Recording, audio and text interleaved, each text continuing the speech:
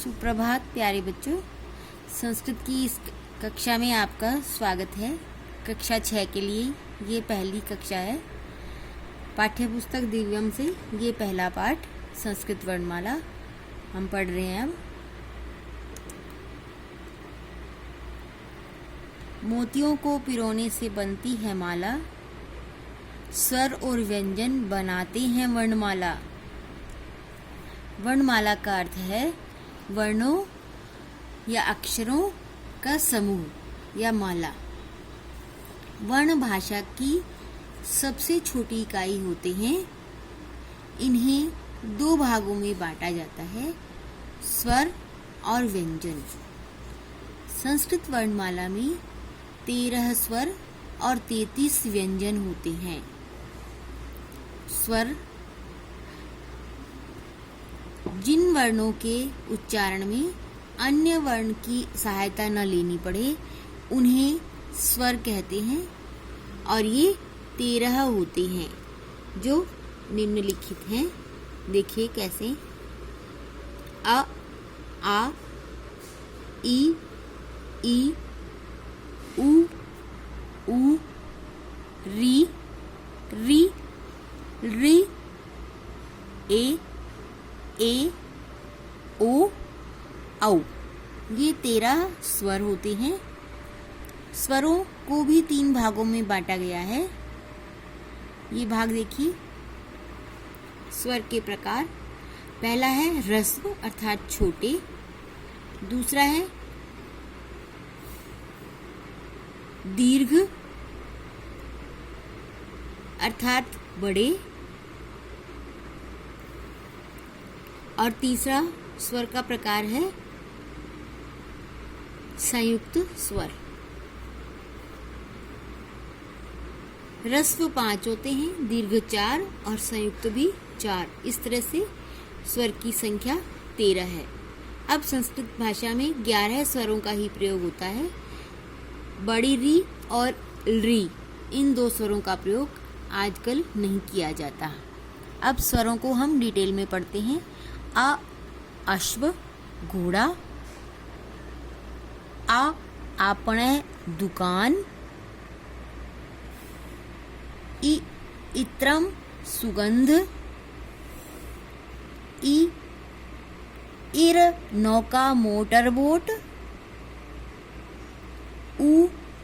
उपवनम बाग, ऊणः ऊन, ऋषि अर्थात ऋषि। बड़ी री और री का प्रयोग आजकल नहीं किया जाता। स्वर हैं एक है, ऐरावत हाथी, ओ होस्ट होंठ, औ औषधम दवाई। अब है व्यंजन। व्यंजनों के बारे में हम पढ़ते हैं। जिन वर्णों के उच्चारण में किसी स्वर वर्ण की सहायता लेनी पड़े उन्हें व्यंजन कहते हैं, और ये संस्कृत भाषा में 33 होती हैं जो निम्नलिखित हैं। ध्यान से देखेंगे बच्चों। क वर्ग कहते हैं। क वर्ग के क, ख, ग, घ, न खाली। च वर्ग में च, छ, ज, झ, न। ट वर्ग में ट, ठ, ड, ढ और ण। त वर्ग में त, थ, द, ध, न। प वर्ग में प, फ, ब, भ और म। ऐसे ही य, र, ल, व, श, स, ह।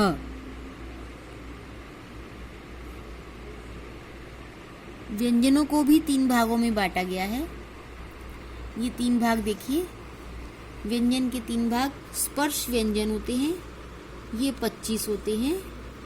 अंतस्थ व्यंजन ये 4 होते हैं और ऊष्म व्यंजन ये भी 4 होते हैं। व्यंजनों के बारे में हम पढ़ते हैं। क काकः कौवा, ख खगः पक्षी, ग गजः हाथी, घ घंटिका घंटी और न खाली, च चंद्रः चांद, छ छात्रः विद्यार्थी, ज जालम जाल, झ झर झरना, न खाली, ट टोपिका, ठ ठालिनी करघनी, ड डाली में है अनार, ढ ढोल है ढोल,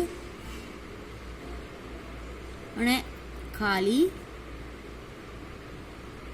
त तरु पेड़, थ पहाड़, द दुग्धम दूध, नौका नाव, प पुष्पम फूल,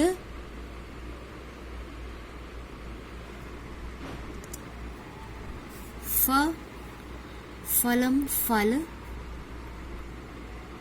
ब बकह बगुला, भ भल्लुक भालू, म मेघ बादल, य याचक है भिखारी, र रुप्यकम रुपया, ल लेखनी कलम, व वानर है बंदर, श शुक है तोता, स षंड है सांड, स सेवम सेब, ह हंस है हंस,